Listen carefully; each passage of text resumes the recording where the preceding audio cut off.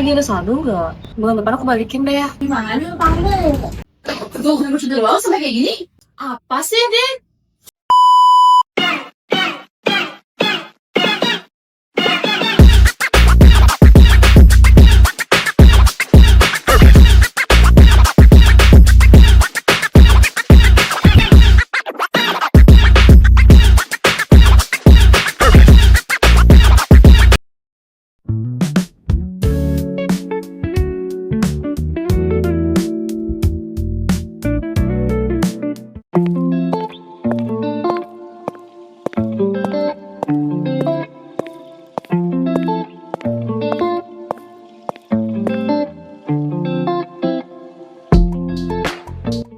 Kate.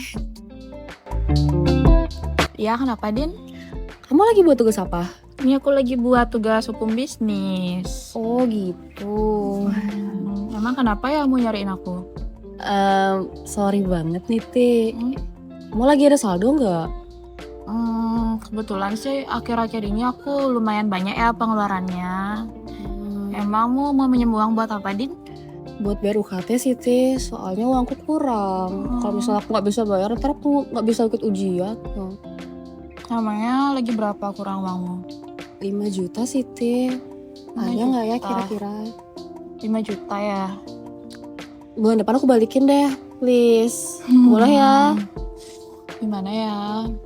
Aku janji, Ti, bulan depan deh aku balikin. Serius nih. Ya, please. Ya udah deh, nanti pulang kampus aku TF ya. Oke, bener ya. Oke, makasih banyak ya, Ti. Sumpah baik banget loh.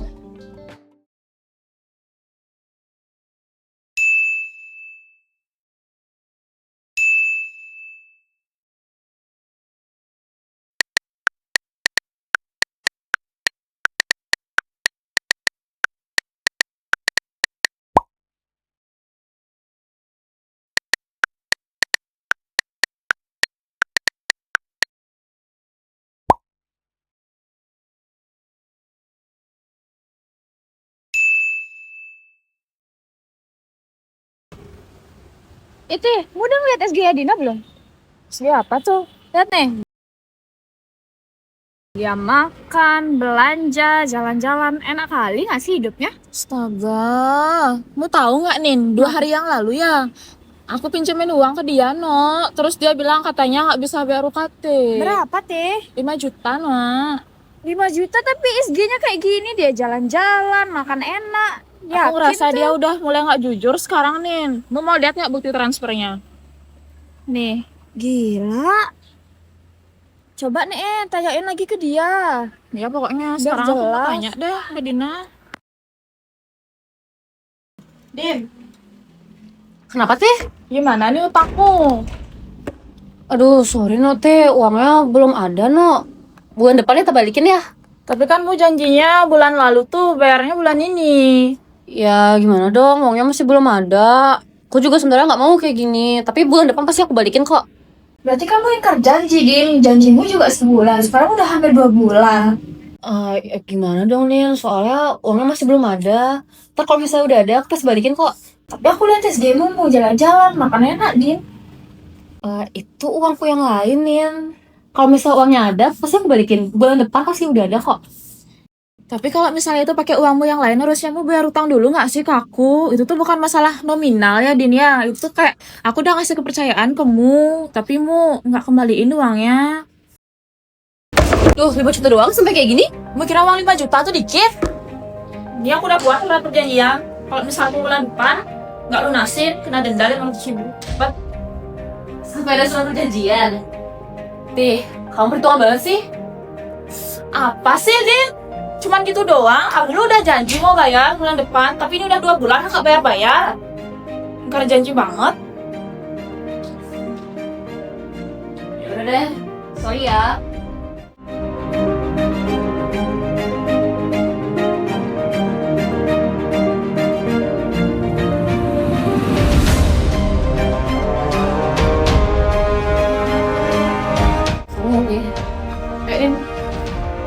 Ingat bulan depan.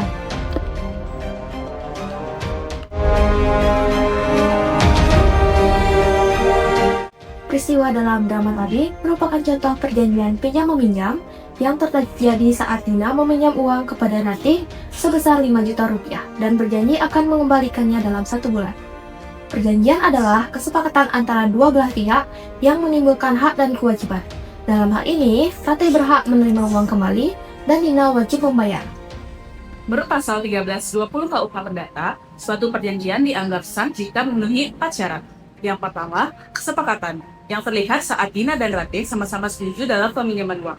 Yang kedua, kecakapan, yaitu kedua pihak merupakan orang yang mampu melakukan perjanjian. Yang ketiga, objek tertentu, yaitu uang sebesar 5 juta rupiah yang dipinjamkan. Yang keempat, sebab yang halal karena perjanjian dilakukan untuk tujuan yang tidak melanggar hukum. Dalam perjanjian tersebut, Ratih memiliki hak untuk menerima kembali uangnya, sedangkan Dina memiliki kewajiban untuk membayar kembali utangnya. Namun pada adegan tersebut, Dina tidak membayar utangnya sehingga kewajibannya tidak terpenuhi. Tindakan Dina yang tidak membayar sesuai janji tersebut merupakan contoh wan prestasi, yaitu tidak dipenuhinya kewajiban dalam suatu perjanjian. Hal ini terlihat ketika Dina terus menunda pembayaran meskipun sudah berjanji sebelumnya. Dalam hukum perjanjian, terdapat asas bahwa setiap perjanjian harus dilaksanakan dengan itikat baik dan harus ditepati. Namun, dalam drama tadi, Dina belum sepenuhnya menunjukkan itikat baik karena tidak memenuhi janjinya tepat waktu.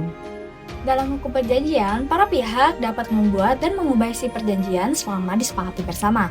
Hal ini terlihat saat Ratih dan Dina membuat kesepakatan baru dengan tambahan jumlah pembayaran menjadi 5,5 juta rupiah dan dituangkan dalam bentuk tertulis.